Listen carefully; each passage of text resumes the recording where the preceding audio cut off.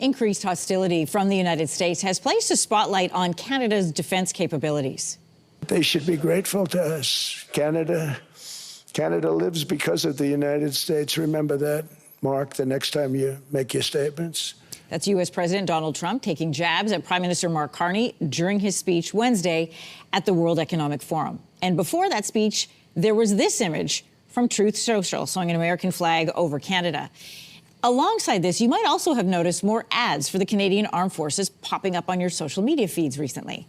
You might also have seen reports from the Globe and Mail that the military has developed a model response in the event of a U.S. attack. But following years of low recruitment, the Canadian Armed Forces is beginning to see an uptick in new recruits. So what's driving that interest? For a closer look this morning, we reached out to retired Major General David Fraser. Good morning. Good morning. Good to be with you. Okay, to start with, I want to compare the sizes of our militaries, Canada and the U.S. So these numbers are as of December 2025. The Canadian Armed Forces had just over 66,000 regular force members and nearly 25,000 reservists. Meantime, south of the border, the U.S. has 1.3 million active duty members as of March 2025. So the question I put to you is, how prepared are we as a Canadian military? Well, the forces that we do have are well trained. I mean, the men and women are top notch. The difference is politically, the United States is the world superpower, and they have, been conducting operations around the globe for as long as the United States has been around. Canada, on the other hand, is a middle power, and, we don't need over 1 million people because we don't have the missions or the political aspirations that the Americans have.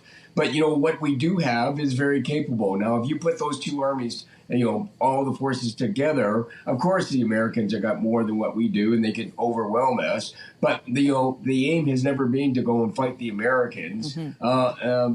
So I think, soldier for soldier, they're capable. And we should be proud of what our men and women can do. But this government is actually investing a lot more to make them even more capable. Well, and part of our conversation will be about the money that the military has been asking for a number of years in order to increase recruitment. But before we get to that, I want to ask you about this article that appeared earlier this week in the Globe and Mail, where they reported the Canadian Armed Forces had modeled a hypothetical U.S. invasion. Is that a standard exercise, or is this directly due to increased threats?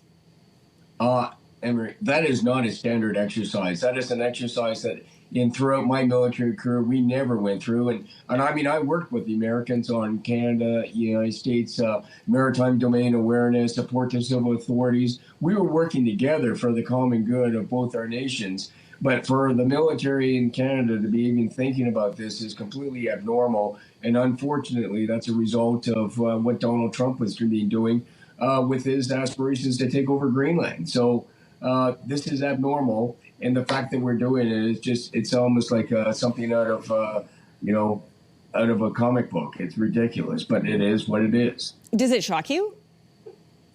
It disappoints me more than it shocks me because, I know the men and women, that I served with in the American forces, and, they're great people. This is a political statement. It's not about our dislike of the Americans as individuals. But, at the same time, we've got to protect our sovereignty. So we got to protect our border, our sovereignty, protect the North. And that means we're going to have to put more men and women up in the North, more people on the coast and up flying to assert our sovereignty as an independent nation.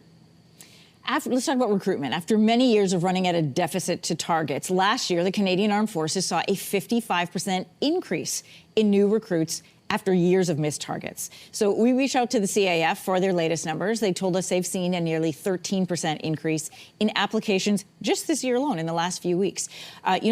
Leading up to that, they had a few problems. They had a public image problem. They had a pay problem. Why do you think more people are now eager to join? Well, a couple of reasons. One is, the recruiting process was way too slow. When you're competing against Walmart and, other companies like, any high-tech company, you can get a job quickly, but with the forces, it was taking you almost a year to get in. Well, that's just too slow. So they've ameliorated that situation to a degree. But the other thing, too, is crises normally help out recruiting. And Canadians, since Donald Trump has gotten in, we've got our elbows up, and men and women like to get in there and do things that are exciting and defend our nation. We saw an uptick when we were in Afghanistan, and I think right now, Canadians are becoming more patriotic, and they also, with the investment by this government into the forces, and adding over $80 billion into the budget, there's more reason to join the forces. Yeah, and just on that note about pay, there was an increase in pay by 8% for colonels, 13% for lieutenant colonels and below, and a 20% increase in starting pay for privates in the regular force. Just before we let you go, I want to ask about these ads, which seem to be popping up with increased frequency, at least on my social media. Here's a clip from a campaign that came out in 2023. You want the most out of life.